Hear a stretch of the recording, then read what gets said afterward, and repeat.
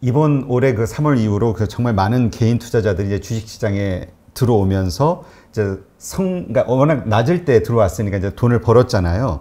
근데 그 후로도 계속 상승세가 이제 이어지면서 그 한국 주식시장의 레벨업이 되는 게 아니냐. 왜냐면 2 300선에서 계속 박스권으로 또 내려가고 올라가고 이게 반복돼 왔으니까. 근데 지금은 이제 유동성이 너무나 풀렸기 때문에 이 좋아진 건데 이 유동성이 이제 사라지면 다시 나빠질 거 아니냐. 그러니까 나빠지기 전에 팔아야 되지 않냐. 이런 얘기들이 있거든요. 그것도 똑같은 얘기 해야 돼요. 그러니까 그런 사람도 주식 투자하면 안 돼요. 그러니까 사실은 그 부정적인 시각을 가지고 있는 분 혹은 불안해하는 분들의 이유가 다양하잖아요. 아니요. 그러니까 이 6개월을 보는 사람과 20년을 보는 사람의 시각의 차이죠. 그러니까 6개월을 보는 사람은 주식 투자하면 안 된다고 보는 거죠. 그러면 지금 제가 그 개인 투자자들 많은 사람들이 지금 돈을 벌은 그러니까 플러스 수익이 난 상황이에요. 주식 투자를 잘한 어떤 능력 있는 실력 있는 거기 때문에 이런 수익이 나온 거라고 보시나요? 아니면 환경이라고 보시나요? 아니죠. 그러니까 사람이 내가 주식을 투자했는데 전체적인 시장이 좋았잖아요. 네. 그러면 자기가 천재인지 알아요. 그렇죠. 근데 그거는 그러니까 어떤 그 환경이 좋았던 것 뿐이고 앞으로도 나빠질 때 엄청나게 많이 나올 거예요. 그걸 다 견디는 거죠. 그러니까 항상 투자가 돼 있어야 되고, 그 다음에 아까 얘기했듯이 그 펀드부터 시작해야 되는 거고, 대부분 사람들이 좋은 얘기 들었어. 그리고 액션을 안 해요. 그래서 제가 이 책을 낸 이유도 그거예요.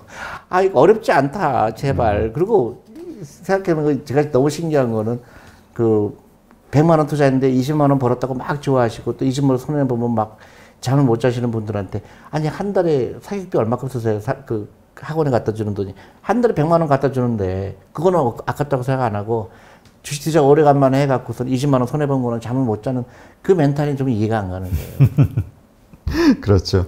네. 그러면 그 이제 개인들이 지금의 어떤 수익을 내고 있다 혹은 뭐 내지 못하고 있다 어떤 경우든 뭔가 이 실력을 그 노력을 하면서 키울 수가 있는 건가요? 물론이죠. 그러니까 이제 경험을 쌓게 되고 그 다음에 근본적인 거는 내가 20% 벌고 30% 벌는 거는 전혀 관계가 없다.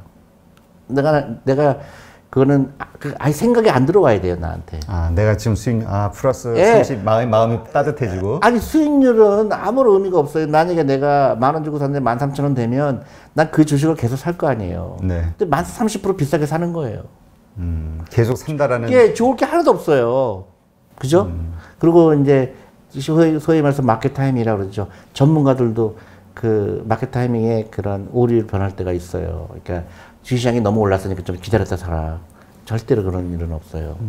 그거를 맞출 수도 없고 예를 들어서 지금 뭐 2200인가요? 아니 2200에 샀다고 보세요. 근데 2300 됐어요. 너무 비싸져서 그러면 2000 된다면 사지. 그럼 2500이 돼요. 그때 괜히 팔았구나. 그거는 투자가 아니죠. 네. 그러면 이 증시를 둘러싸고 있는 환경에 대해서 좀 질문을 드리면 많은 그 사람들이 그 걱정하는 것 중에 하나가 조금 전에도 유동성에 대한 말씀 드렸는데 이 주식시장이 화랑이 되고 있는 이 근본, 이 저금리 상황 이것이 다시 금리 인상이라는 어떤 조치들이 나오게 되면 망가지는 거 아닌가? 물론 그럴 수도 있죠. 그게 이제 주식시장이 제일 싫어하는 게 금리하고 인플레이션이니까. 근데 반드시 그런 건 아닌 게요. 예를 들어서 당장 이자가 올라갈 가능성은 저는 없다고 보는데 예를 들어 너무 경제가 호황에 대해서 이자를 올려야 될 정도로 인플레이션이 압박을 받는다 그러면 사실은 경제가 엄청나게 빨리 회복이 되고 있다는 증거거든요. 그렇죠. 그러면 좋은 기업들은 이때가 돈을 더 벌 수가 있기 때문에 단순히 유동성이 없다 그래서 그 주식 가격이 안 좋을 거다 그거는 너무 섣부른 거죠. 그러니까 모든 게 장단점이 있죠. 그러니까 이자율이 낮을 때는 또 기업이 굉장히 좋아지죠. 그 코스트가 낮으시니까 이자 비용이 낮으시니까. 그러니까 단순하게 그런 유동성이 없다. 그래서 어려울 거다. 그리고 한국 주식이 절대로 그 절대적인 가격이 비싸지가 않다는 거죠. 지금 애플 하나만 봐도 2200조 아니에요. 한국 주식 다 합한 게 코스피 다 합한 게 한 1600조 되거든요. 그 한국 주식이 너무 싼 거죠.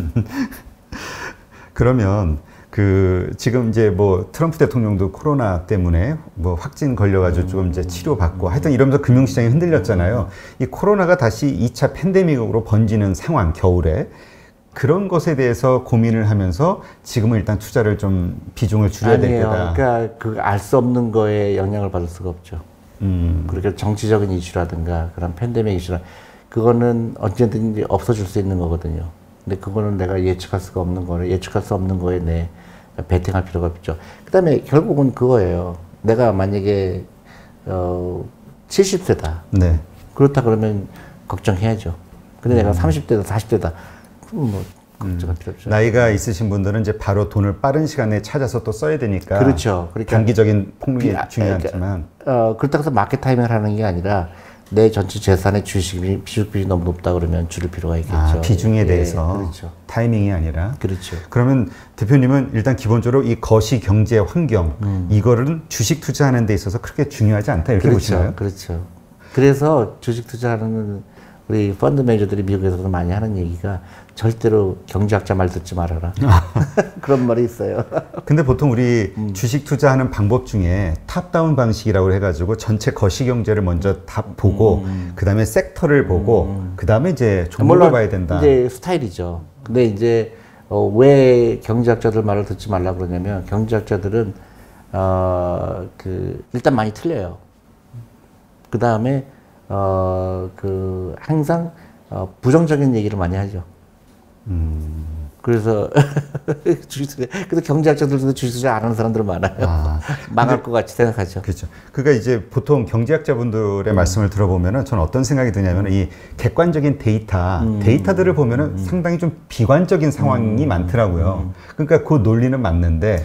아니 인간의 능력에 대해서 너무 과소평가하는 거죠. 그러한 어려움들을 극복해 나가는. 당연하죠. 한 번도 좋은 때가 있다고 얘기한 적 없어요. 경제학자들은 호황일 때도 인플레이션 때문에 걱정된다. 또 불황이게 되면 디플레이션이 걱정된다. 뭐 항상 걱정을 하거든요. 물론 너무 낙관적인 것도 안 좋고 비관적인 것도 안 좋지만은 왜 근본적인 기업에 대해서 얘기를 안 할까? 왜냐면 불황일 때도 잘 되는 기업은 있거든요. 네. 요새 같이 이 코로나 때문에 얼마큼 홈쇼핑은 뭐 30% 40% 늘었잖아요. 예. 그러니까 좋을 때도 있고 나쁠 때도 다 기업들은 마찬가지로 그것 때문에 혜택 보는 기업들도 있고 그러니까 함부로 어떤 제너럴라이즈 그러니까 일반화하는 게 제일 위험하다고 생각해요. 네. 그러면 대표님은 어쨌건 거시경제 이런 거 그러니까 우리가 흐름은 알고는 있어도 그게 투자에 영향을 줘서는 안 된다. 그렇죠. 저는 이제 큰 픽처는 있죠. 예를 들어서 아까 얘기했듯이 전기자동차가 나왔는데 앞으로 전기자동차 대세가 될 텐데 전기자동차가 나오는 거에도 대책이 없는 회사는 굉장히 위험할 거다 이렇게 생각하는 거죠.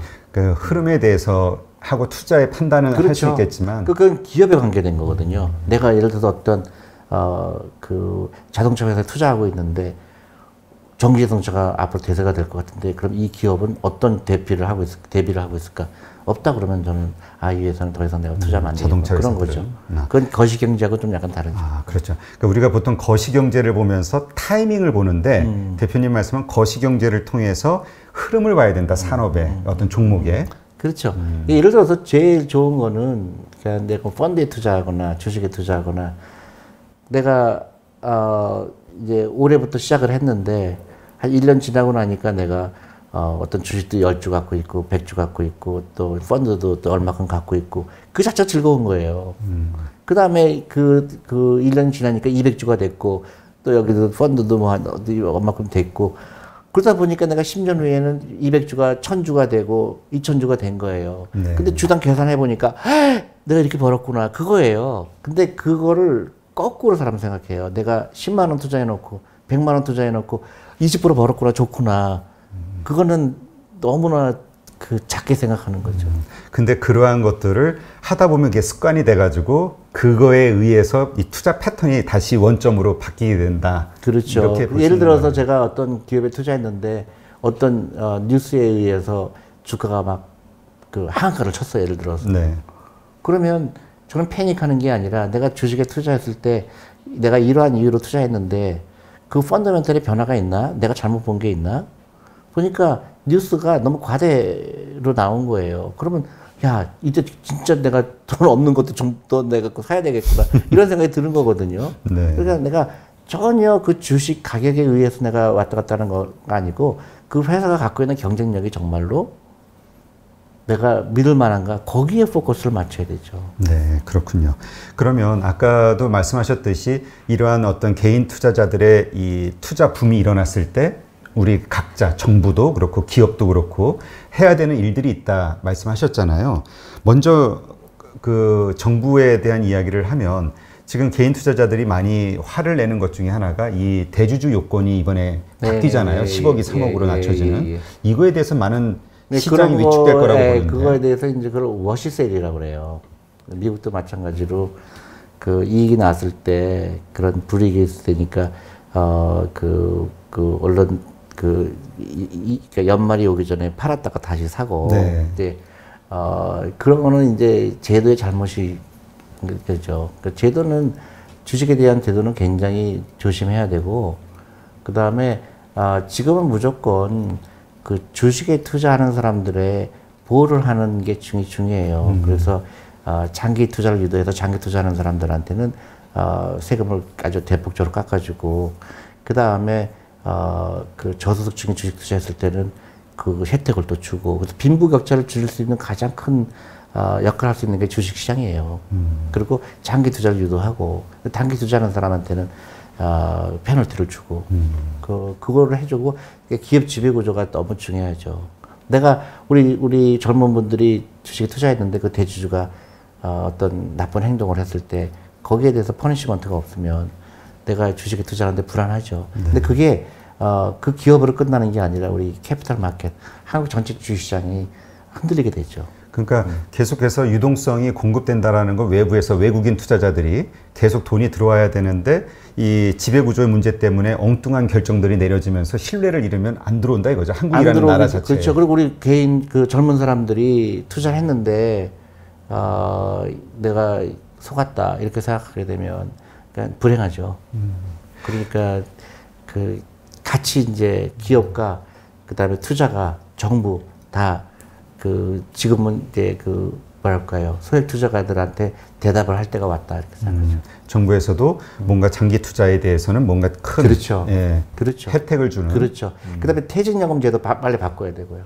근데 그 퇴직연금과 관련해서 국민연금 이런 연금 운용하시는 분들 말씀을 들어보면 그 얘기를 하시더라고요. 연금이 비중을 높여서 국내 주식을 많이 사게 되면 비중이 높아지게 되면 가격은 당연히 오르겠죠. 그 다음에 누가 사줄 사람, 살 그 다음이 없기 때문에 그것도 문제가 된다. 가격이 오르는 것도. 전혀 동의할 수 없죠. 아, 그래요? 네. 어떤 이유로요? 아니, 그러면 미국에 1980년에 401K를 도입했거든요. 네. 그때 시가총액하고 지금 40년 지난 시가총액하고 어떻게 됐을까요? 왜 한국 주식이 그대로 지금 2200이 10년 후에도 2200이 될 거라고 생각하죠? 아, 우리가 자신감이 없는 거군요. 자신감이 없는 게 아니라 가장 기본적인 걸 이해하지 못하는 거죠. 제가 말을 좀 세게 하는 이유가 이제는 더 이상 기다릴 수가 없어요. 대한민국은. 그런 패배적인 생각을 할 수가 없죠. 한국 기업에 투자해서 그 기업이 조 단위의 기업이 막 나오면은 그런 걱정할 필요가 없는데 그냥 주시장 그대로 있고 사줄 거를 왜 기다려요? 지금 퇴직연금이 200조가 놀고 있는데 그런 돈이 안 들어오고 있는데 사줄 사람이 없기 때문에 못한다. 그건 너무너무 일방적인 생각이죠. 그렇게 우리가 시장이 개선이 되고 커지고 그러다 보면 계속 그 유동성은 계속 늘어날 수밖에 없다. 그럼요. 미국처럼 IPO가 거의 매일 일어나고 거기에 펀딩이 되고 우리 젊은 사람들이 창업을 하고 그거를 생각해도 아니 이거 마찬가지예요. 우리 애가 지금 대학교 1학년생인데 얘한테 돈 들어가게 되면 나중에 돈 못 찾을 거니까 나 투자 안 해. 이거랑 똑같아요. 그리고 외국에 있는 애들한테 투자하겠다. 이거랑 똑같은 얘기죠. 기분. 그런 거 얘기는 똑같아. 이 책에도 썼지만, 그 연못 속의 고래다. 그 지극히 일방적인 생각이죠. 왜 연못을 만들어요? 연못이 강이 되고 바다가 되면 되지. 그렇잖아요. 한국은 이게 박스권 2,000선에서 계속 오르락내리락 그건 하다 우리 보니까. 잘못이에요. 네. 우리가 주식 투자하면 안 된다고 얘기했고, 또 정부도 그렇게 생각했고, 또 퇴직연금이 전부 은행에 놀고 있고, 우리가 그렇게 한 거예요. 그래서 외국 투자가들도 한국은 더 이상 희망이 없구나. 대학생들이 전부 공무원 하려고 그러는 나라에 투자할 수 없다. 이게 다 연결된 거예요. 우리가 먼저 시장을 변화시키는 그거를 시작을 저는 동학개미라는 분들이 한 거예요. 아, 이제 시작이다. 예, 그래서 그분들을 보호하는 법이 되어야 되고 제도 바꾸고 그다음에 교육해야 되고 주식 투자는 필수다. 주식 투자 안 하는 게 위험한 거다. 계속 교육하는 거죠. 네. 그래서 제가 책을 쓴 거예요. 근데 이번에 그 개인 투자자들 사이에서 논란이 되고 있는 것 중에 하나가 그 LG화학의 그 분사 문제 때문에 되게 불만들이 많더라고요. 주주들. 이건 주주에 반하는 행동이다. 그렇죠. 그런 것도 제가 이제 뭐 한 회사에 대해서 이랬다 저랬다 얘기하기는 좀 힘들지만은 그것도 다 포함해서예요. 이제 투자가들 보호하는 게 굉장히 중요하죠. 그게 신뢰도를 쌓는 거거든요. 기업도 그러니까 과거에서 이제 벗어나야 되겠네요. 벗어나야죠. 이제는. 예, 법도 바꿔야 되고. 주주를 생각하는. 예. 그리고 그 기업 지배가 좋아지면 가장 좋은 거는 대주주예요. 그렇죠. 주식 가격이 올라가요. 그렇죠. 그러니까 혜택을 제일 많이 보는 게 대주주예요. 그러니까 생각을 바꿀 필요가 있죠. 네, 알겠습니다. 그러니까 동학개미로 시작된 이것이 성공적으로 한국 주식시장을 레벨업을 시키기 위해서는 우리의 주체가 다 변해야 되겠군요. 변해야 되죠. 그리고 기회가 왔다. 기회가 왔다. 왜냐하면 한국 주식 비싸지 않다. 만약에 지금 너무 일본 30년 전처럼 만약에 너무 고가다 그러면은 나중에 손해보는 사람들이 많을 테니까 좀 그렇지만 지금은 너무 싼 거예요. 근데 우리가 새로운 제도를 만들기 굉장히 쉬운 타임이 왔죠. 네, 알겠습니다.